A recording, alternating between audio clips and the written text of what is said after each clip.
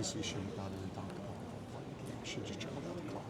And I understand what our guys did. We have a lot of pride in our program, and that's obviously Jamal. Obviously Neil's a very talented player, and he played a great game, but it's just I don't think it's a big deal. Did Greg and Luke talking a little bit about it afterwards? It seemed like they got animated, or was I not seeing that? Yeah, I didn't see that. I think it could have been probably could have been a lot worse. I thought it was. You got some really reasonable, non-emotional people like me were in the middle of it. That thing was well under control. Dan, you know what it takes to win a championship. What are the chances St. John's can make a real deep run in the tournament based on what you've seen? Defense travels, obviously. Yeah, I don't want to speculate on what St. John's season's going to be like. Maybe at some point, if I'm, if my season ends, before theirs does in March, and maybe I'll pop up on a TV somewhere and break down their credentials. But they've had an awesome season, and they remind me a lot of Houston. Just the rebound and the defense. The physicality. And then obviously a lot of it's going to be determined by how games get officiated in the NCAA tournament. Dan, with this group, is it a little more of a challenge to turn the page off a result like this to get ready for the tournament? Obviously the tournament's about matchups, and just that you're not going anywhere with that first half defensive performance. Again, to allow 75% shooting in the first half. And then to shoot yourself in the foot the multitude of times that we had when we cut it to 3 or 4 and had opportunities, and just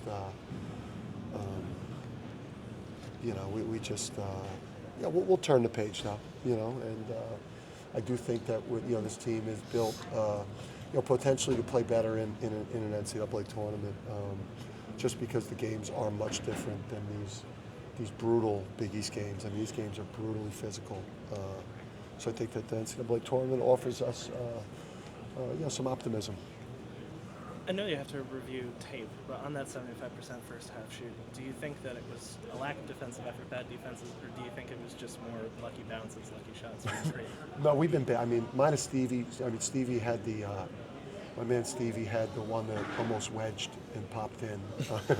But I think for the most part, Jemai Neal was getting wherever he wanted on the court. Green obviously got us on the offensive glass. We were doing a reasonably good job on Ashworth and Culk at that time. But yeah, I thought it was bad defense, but we've been bad defensively. We just haven't had the two-way play. We've had. Obviously, we've been blessed the last couple of years with guys that were, just way more two-way players making plays all over the court. And we just haven't been able to do that consistently. We've done it at times, just not consistent. 75% in the first half, but you guys have 31% in the second half. It seemed like Tara's did a pretty good job, especially in the on-court running.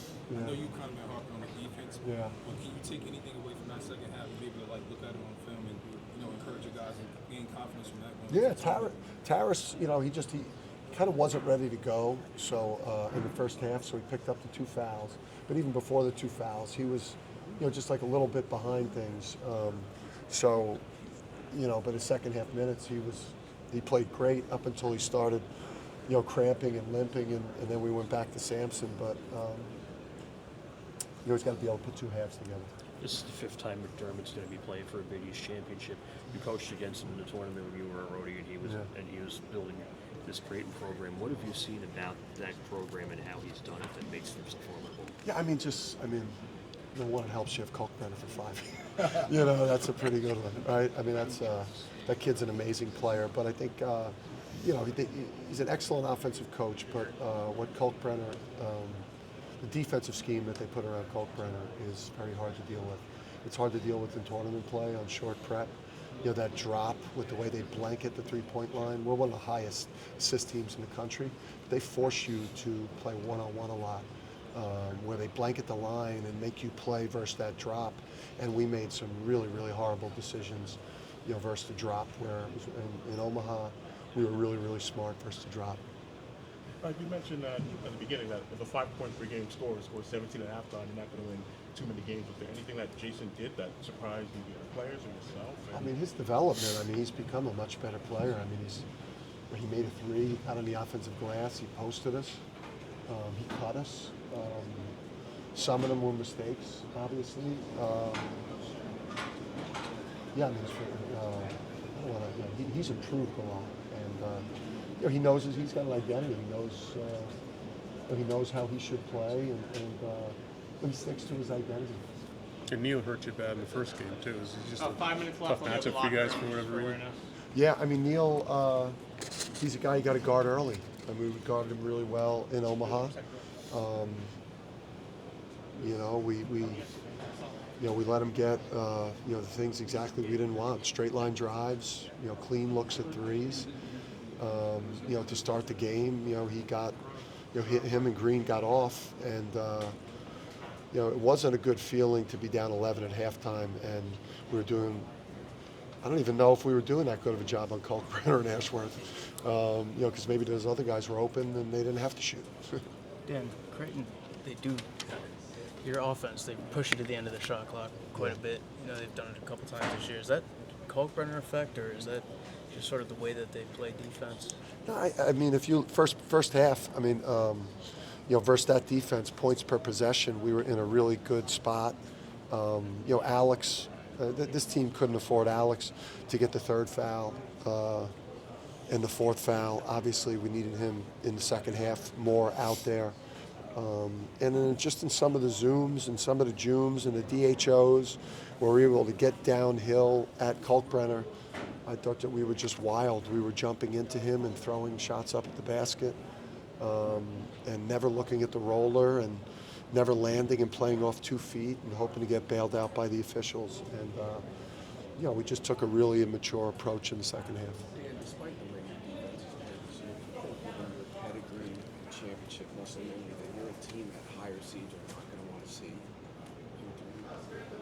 I mean, they might, when it flashes on the screen and, maybe the bracketologists may start saying, "Oh," but I think when you watch a defensive effort like the first half, and you compare it to what we've been the last couple of years, where we were a very intimidating team defensively on the backboard.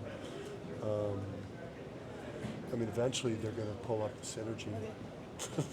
Eventually you pull up the film and you see the people. We just have multiple players that people attack in one-on-one situations. And we really struggle. We really struggle in guarding people one-on-one. Last one. Dan, it seems like Aiden hit another big three today. It seems like his defense has really improved as the year has gone on. Just where's his confidence level at right now, and what can you expect from him? I think Aiden's feeling good. I think he feels like too once he gets out of this Big East thing that he's going to have a little bit more freedom of movement, and it's going to be a little bit more conducive to his game, which is based on skill. So I like where he's trending. We're not going to win many games when Liam and Alex struggle to that level. Offensively, it's going to be tough for us versus anyone in any tournament there, but. I do think we are optimistic going into the tournament, though. I do think that obviously this is incredibly sad and depressing to not have a chance to play for a championship tomorrow night. It feels like a little bit dishonorable not to be able to, be there late for the regular season, be here to at least fight St. John's for the, at least fight those guys to, for the, tournament championship. But we don't deserve to. We just. We're not as good as we've been, and we don't deserve it. We're entitled to go wherever we go next, and hopefully we get favorable matchups. Thanks, guys.